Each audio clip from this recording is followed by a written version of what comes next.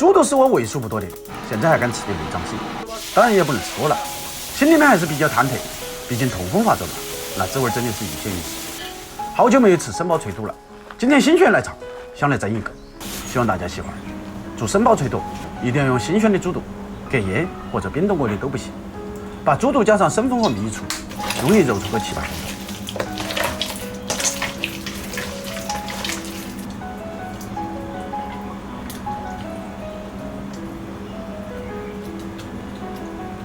清水清洗干净，如此反复2、3次就差不多。把猪肚翻遍，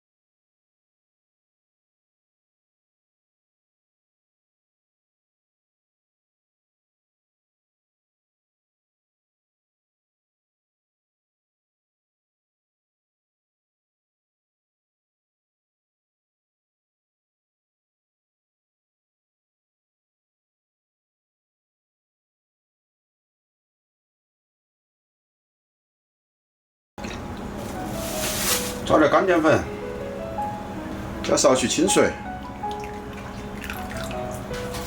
先给它调匀。起锅，烧热。好，锅冒烟了就下油，滑锅，把油温烧至6成以上。锅头冒青烟了，就把食材倒进来。快速滑碴，滑至变色，这一步控制在15秒以内。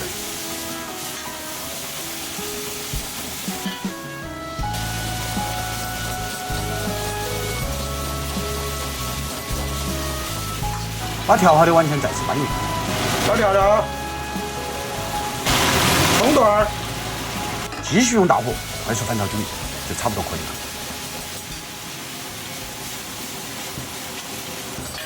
好，出锅，把炒好的猪肚装入原盘，稍加点水，美味即出。